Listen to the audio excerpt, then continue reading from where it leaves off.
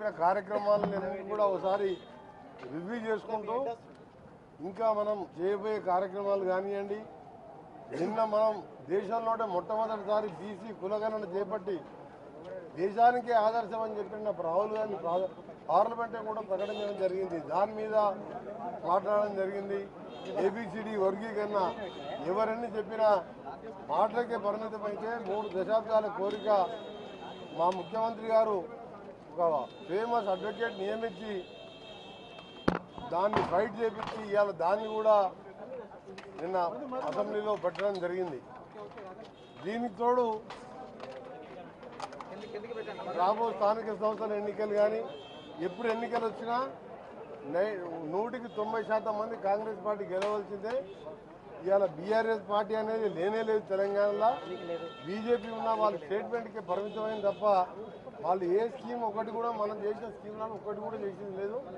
వాళ్ళు ఎంతసేపు దోపిడీకి పాల్పడ్డారు చెప్పి అప్పుల పాలు చేసి ఈ రాష్ట్రాన్ని ఆర్థికంగా ఇట్లా ఉన్నా ఇన్ని స్కీమ్స్ ఇంప్లిమెంట్ చేస్తున్నామని చెప్పి ముఖ్యమంత్రి గారు కూడా తన ప్రసంగంలో చెప్పడం జరిగింది. మేమందరం కూడా కొన్ని అడ్వైజులు ఇవ్వడం జరిగింది. కొన్ని సమస్యలు కూడా ఇండివిజువల్గా ఏం పెద్ద చర్చ లేదు. పార్టీ బలోపేతం మళ్ళా వచ్చే 5 ఏళ్ళు కూడా మన ప్రభుత్వమే అధికారంలో ఉంటుంది కాబట్టి ఇప్పటికెళ్ళి జాగ్రత్తగా ఉండాలని ప్రతిపక్షాలు సోషల్ మీడియాలో ఇవన్నీ వచ్చి పట్టించుకోకుండా మన పని మనం చేసుకుంటూ కొత్తగా ఎమ్మెల్యేలను ముఖ్యంగా ఉద్దేశించి సీఎం గారు చెప్పడం జరిగింది. మొదటిసారి గెలవడం ఈజీ మీకు, రెండోసారి గెలవాలంటే ప్రజలతో మమేకం అవ్వకుంటూ ప్రభుత్వం చేపట్టిన కార్యక్రమాలతో పాటు ప్రతి కార్యకర్తకు ప్రతి మామూలు ప్రజలకు కూడా అందుబాటులో ఉండాలని వారు చెప్పడం జరిగింది.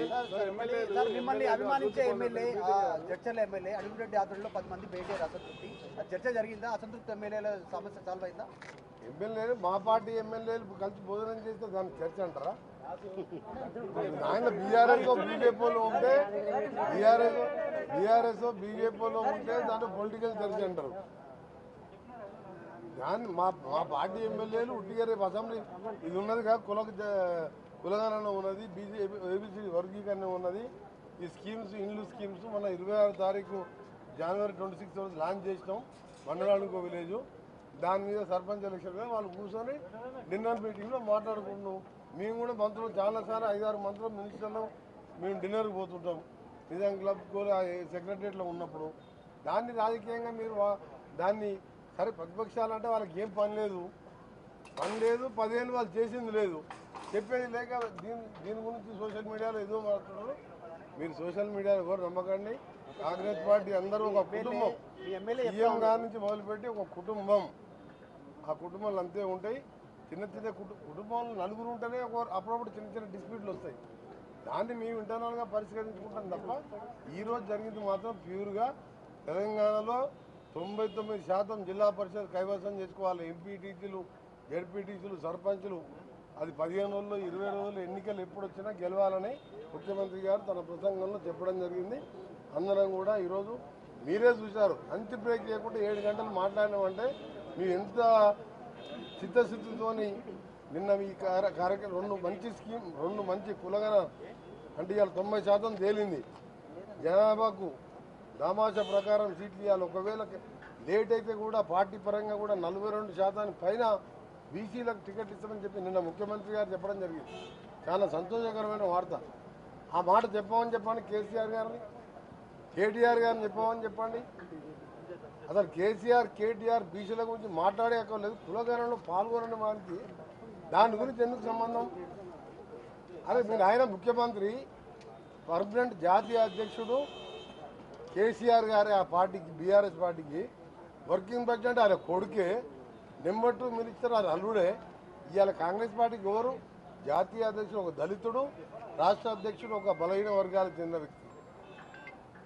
అలాంటి పార్టీ మా పార్టీ కులగణన చేసి ఇంటింటికి క్లియర్గా చేసుకున్నాం. వాళ్ళు 12 గంటలు 7 గంటల నుంచి 7 గంటల వరకు బొంబాయి దుబాయ్కి వెళ్ళి పిలిపించుకొని బీఎంఈకి చేసి దాన్ని ఎక్కడ బయట పెట్టలేదు. మేము ఇవాళ అసెంబ్లీలో బాధాపుతో బయట పెట్టినాము. ఇంకేం కావాలి? మీరు ప్రెస్ కూడా సార్ మీ సహకరించండి. మీ సహచార మంత్రి పైన కంప్లైంట్ చేశారు అసంతృప్త ఎమ్మెల్యేలు ఏసీసీ ఇన్ఛార్జ్ దీపాదాస్ సహచార ఎమ్మెల్యేలే కాంప్లైంట్ చేసినట్టు ఎక్కడ లేదు. మేము మా దృష్టికి రాలేదు. ఎవరి మీద ఎవరు కాంప్లైంట్ చేయలేదు. ఇవన్నీ పత్రికల టీవీల సృష్టి మాత్రమే.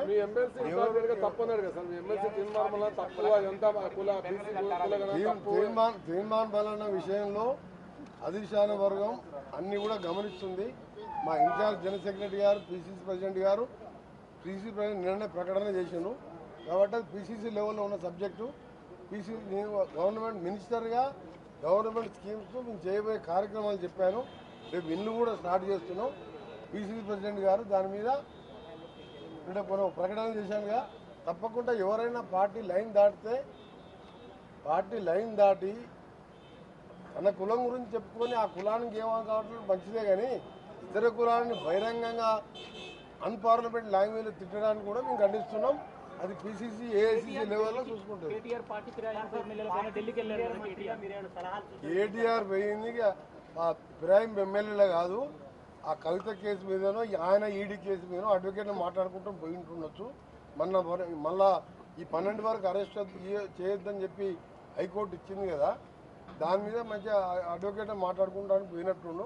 అంతే తప్ప ఆయనకు వేరే పని లేదు. ఈ 4 ఏళ్ళు